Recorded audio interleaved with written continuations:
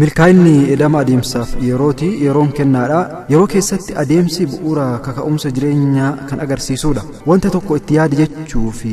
yaadda'uun tokkoo miti itti yaadu jechuun har'a irra dhaabbattee boruuf miidhaaf gaarummaa isaa adda baasuu akkasumallee murtii har'aatiif akka itti hin gaabbine dursa karoorsuu jechuudha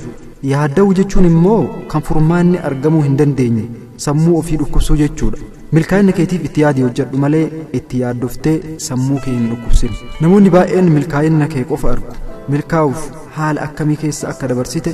hin argin